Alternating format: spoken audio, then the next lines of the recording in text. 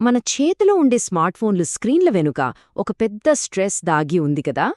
మరి ఆ స్ట్రెస్కి వేల ఏళ్ల క్రితమే మన పూర్వీకులు సమాధానాలు కనుక్కున్నారంటే నమ్మగలమా? వినడానికి ఆశ్చర్యంగా ఉన్నా ఇది నిజం. ఈరోజు మనం అదే చూద్దాం. ఆ ప్రాచీన వివేకాన్ని మన ఆధునిక ఆందోళనలను తగ్గించుకోవడానికి ఎలా వాడుకోవాలో తెలుసుకుందాం. నిరంతరం వచ్చే నోటిఫికేషన్లు, గంటల తరబడి స్క్రోలింగ్, పక్కవాళ్ల లైఫ్తో మనల్ని మనం పోల్చుకోవడం, అబ్బా! ఈ డిజిటల్ ప్రపంచంలో ఒకసారి ఊపిరాడనట్టనిపిస్తుంది కదూ. మనలో చాలామంది బహుశా ప్రతిరోజూ ఈ ఫీలింగ్ని ఎదుర్కొంటూనే ఉంటాం. అందుకే ఒక్కసారి మన సోషల్ మీడియా ఫీడ్ను ఒక ఆధునిక మానసిక యుద్ధభూమిలా ఊహించుకుందాం. ఒక డిజిటల్ కురుక్షేత్రమన్నమాట. ఇక్కడ యుద్ధం బయట కాదు, మన లోపల మనసులో నిరంతరం ఒక సంఘర్షణ జరుగుతూనే ఉంటుంది. అయితే వినడానికి ఆశ్చర్యంగా అనిపించొచ్చుగాని ఈ మోడర్న్ యుద్ధంలో గెలవడానికి కావలసిన ఆయుధాలన్నీ మహాభారతం లాంటి మన ప్రాచీన గ్రంథాల్లోనే ఉన్నాయి. ఆ రహస్యాలేంటో ఇప్పుడు తెలుసుకుందాం. సరే, ఈ విశ్లేషణలో మనం ఒక 5 ముఖ్యమైన విషయాల గురించి మాట్లాడుకుందాం. ఆధునిక మానసిక యుద్ధభూమి, స్థిరత్వం, డిజిటల్ ఫలితాల నుండి వైరాగ్యం, ఏకాంతం వర్సెస్ ఒంటరితనం, చివరిగా మన అంతర్గత యుద్ధాన్ని గెలవటం. వీటన్నిటినీ పరిశీలిస్తూ మన డిజిటల్ లైఫ్ని ప్రశాంతంగా మార్చుకోవడానికి ఏం చెయ్యాలో చూద్దాం. రైట్, ఇక మనం మొదటి అంశంలోకి వెళదాం.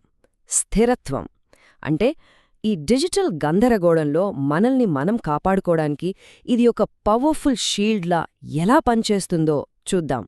భగవద్గీతలో శ్రీకృష్ణుడు స్థితప్రజ్ఞత అనే ఒక అద్భుతమైన మాట చెప్తాడు. ఏంటిది అంటే, సింపుల్గా చెప్పాలంటే, లాభం వస్తే పొంగిపోవడం, నష్టం వస్తే కుంగిపోవడం లాంటివి లేకుండా మనసును ఎప్పుడూ ఒకేలా స్టడీగా ఉంచుకోవడం. పెద్ద పెద్ద అలలొస్తున్నా సముద్రంలో ఓడ నిలకడగా ఉన్నట్లన్నమాట. అదే స్థితప్రజ్ఞత. సో దీనికి డిజిటల్ యుగానికి సంబంధమేంటి? చాలా ఉంది. ఆన్లైన్లో ఎవరైనా మంచి కామెంట్ పెడితే ఎగిరి గంతేయకుండా, ఎవరో నెగటివ్ కామెంట్ పెట్టారని కుంగిపోకుండా ఉండటమే ఈ స్థితప్రజ్ఞత. ఇది ఈనాటి డిజిటల్ స్ట్రెస్ని ఎదుర్కోవడానికి మనకు కావలసిన మోస్ట్ ఇంపార్టెంట్ వెపన్. ఓకే, ఇక రెండో సూత్రానికొద్దాం. చాలామంది ఫేస్ చేసే ప్రాబ్లం ఇది. మనం చేసే పని కన్నా దానికొచ్చే రిజల్ట్స్ అంటే లైక్స్, షేర్స్ గురించే ఎక్కువగా టెన్షన్ పడుతుంటాం కదా. ఆ ఒత్తిడిని ఎలా అధిగమించాలో ఇప్పుడు చూద్దాం. ఈ శ్లోకం మనలో చాలామందికి తెలిసే ఉంటుంది. కర్మణేవాధికారస్తే మా ఫలేషు కదాచన. దీని అర్థం చాలా పవర్ఫుల్. మనం పనిచేయడం వరకే మన చేతుల్లో ఉంది, కాని దాని ఫలితం మన కంట్రోల్లో ఉండదు. ఇప్పుడు ఇదే ప్రిన్సిపల్ని సోషల్ మీడియాకు అప్లై చేద్దాం. మన పోస్ట్లకు ఎన్ని లైక్స్ వచ్చాయి, ఎంతమంది ఫాలోవర్లు పెరిగారు అనే టెన్షన్ నుంచి మనకు ఫ్రీడమ్ ఇస్తుందిది. మరి దీన్ని ఎలా ప్రాక్టీస్ చేయాలి? ఒక 3 సింపుల్ హ్యాబిట్స్ ట్రై చేయొచ్చు. 1, ఏదైనా పోస్ట్ చేశాక కనీసం ఓ గంట సేపు నోటిఫికేషన్స్ వైపు చూడొద్దు. 2, రిజల్ట్ని పక్కన పెట్టి కంటెంట్ క్రియేట్ చేసే ప్రాసెస్ని ఎంజాయ్ చేయండి. ఇక 3, అవతలి వాళ్ల నుంచి ఏమీ ఆశించకుండా వాళ్ల కంటెంట్తో నిజాయితీగా ఎంగేజ్ అవ్వండి. అంతే. ఇప్పుడు మనం 2 చాలా డిఫరెంట్ మానసిక స్థితుల గురించి మాట్లాడుకుందాం. వినడానికి ఒకేలా అనిపించినా ఒకటి మనల్ని బలపరుస్తుంది, ఇంకొకటి మన శక్తిని మొత్తం లాగేస్తుంది. ఒంటరితనం, ఏకాంతం చాలా తేడా ఉంది. పాండవులు అరణ్యవాసంలో ఉన్నప్పుడు వాళ్లు ఫీల్ అయింది ఒంటరితనం కాదు, అది ఏకాంతం. ఆ టైంలోనే వాళ్లు తమను తాము మరింత శక్తివంతం చేసుకున్నారు, కొత్త స్కిల్స్ నేర్చుకున్నారు.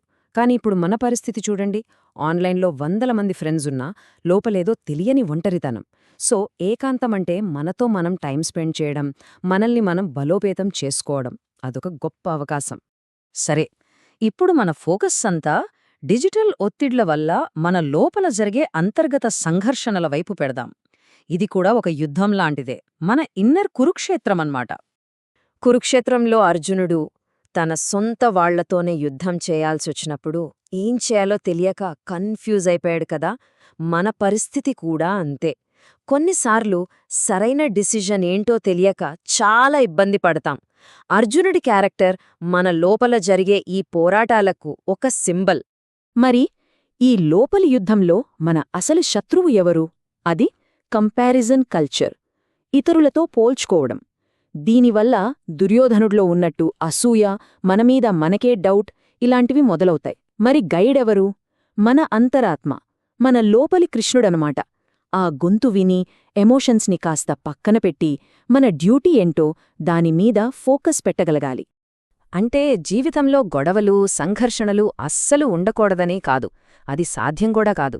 కాని అర్జునుడిలా సరైన గైడెన్స్తో ఆ సంఘర్షణలను ధైర్యంగా, క్లారిటీతో ఎదుర్కోవటమే అసలైన తెలివి.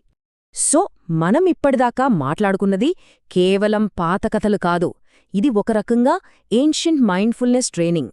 మన మనసుని కంట్రోల్ చేసుకోటానికి, ప్రెజెంట్లో జీవించడానికి వేల ఏళ్ల క్రితమే మనకు దొరికిన ఒక ప్రాక్టికల్ గైడ్. చివరగా ఒక్క ప్రశ్న, మన ఈ మోడర్న్ మెంటల్ వెల్బీయింగ్ సమస్యలకు కావలసిన సరికొత్త సమాధానాలు బహుశా ఈ అత్యంత పురాతన కథలలోనే ఉన్నాయేమో.